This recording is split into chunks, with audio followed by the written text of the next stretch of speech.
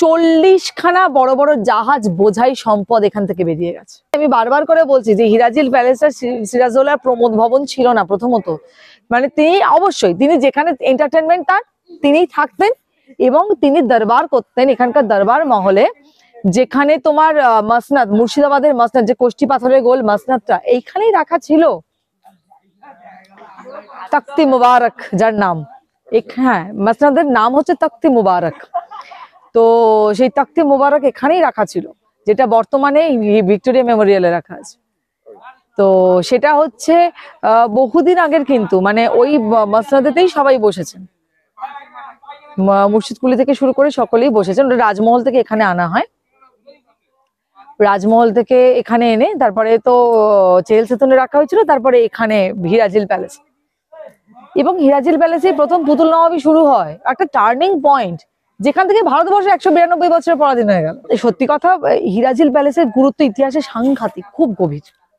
এই জন্যই এটাকে নিয়ে লড়াই, মানে সিরাজউদ্দৌলা থাকতেন বা কোথাও একটা এক বেলার জন্য উনি যেতেন গান শুনতে, সেই জায়গাটা নিয়ে আন্দোলন করছি না। এটার তার বাসভবন হিসেবে যেমন গুরুত্ব, তার ইতিহাসের সঙ্গে তার সম্পৃক্ততা হিসেবে যেমন গুরুত্ব, এখানে শাসন কার্য পরিচালনা হতো। তাহলে এই জায়গাটার এরকম হবে কেন, যখন এখন অব্দি এতটা পরিমাণে রয়েছে? তাহলে কেন? আর যখন এইটার উন্নয়নের সঙ্গে সঙ্গে পশ্চিম পাড়ে উন্নয়নের একটা বিরাট দিক রয়েছে, পসিবিলিটি রয়েছে, হবেই হবে। কারণ সিরাজউদ্দৌলাকে দেখতেই লোকে মুর্শিদাবাদে আসে, তাহলে এখানে এসে এই প্যালেসটাকে দেখবে লোকে।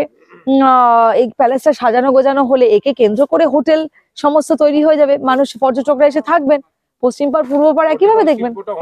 আগে যখন মানুষ আসতেন মুর্শিদাবাদে 2 দিনের জন্য, এখন মুর্শিদাবাদের মানুষ 3 দিনের জন্য আসবেন। যখন 3 দিন একজন পর্যটক মুর্শিদাবাদে থাকছেন, তখন 1 দিনের খরচ বেড়ে গেল মুর্শিদাবাদের, মানে তাদের খরচাটা বাড়লো। অর্থাৎ মুর্শিদাবাদের পর্যটন শিল্প 1 দিন করে বাড়ছে। এবং যারা যারা মুর্শিদাবাদ ভালো করে ঘুরে গেছেন, হিরাজিল প্যালেস তৈরি হলে তারা আবার আসছেন হিরাজিল দেখতে।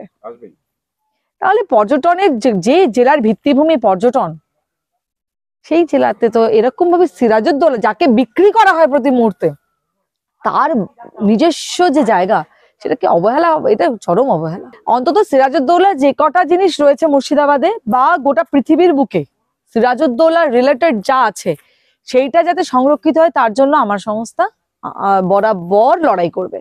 মানে আমাদের সংস্থার নামই হচ্ছে নবাব সিরাজউদ্দৌলা স্মৃতি সুরক্ষা ট্রাস্ট।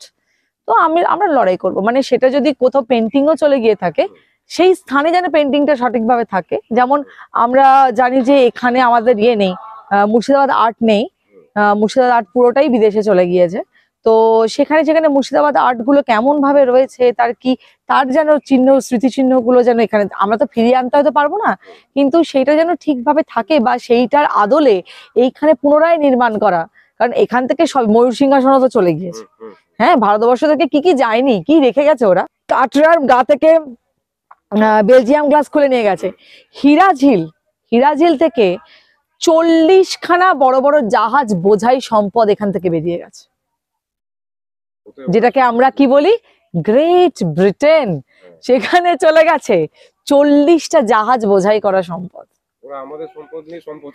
একদম তাই, মানে সেটা আমার এত কিছু জানার দরকার নেই। আমার সাধারণ মানুষ বাঁচবে, পাড় বাঁধানো হলে 7-8খানা সতী চৌরা মৌজাটা বেঁচে যাবে। পশ্চিম পাড়ের এই অঞ্চলে আর কোনোভাবে উন্নয়ন সম্ভব নয়, শুধুমাত্র হিরাজিলের মাধ্যমে সম্ভব। এইটা জগৎবন্ধু ধাম রয়েছে, জগৎবন্ধু ধামে একটা নির্দিষ্ট ভক্তবৃন্দ আসে, কিন্তু ইন্টারন্যাশনালি ফেমাস হচ্ছেন সিরাজউদ্দৌলা এবং তার পলাশির যত সেই ইতিহাস। এবং এটাকে ফেমাস, মানে এই জায়গাটাকে সংরক্ষণ করলে পশ্চিম পাড়কে ঘুরে দাঁড়াবে, একদম ঘুরে দাঁড়াবে, আর অপেক্ষা করতে হবে না। আমার স্থির বিশ্বাস এটা হচ্ছে, এবং যতদিন না হবে লেগে পড়ে থাকবো, মানে এটা ছাড়ার কোনো জায়গাতে নেই।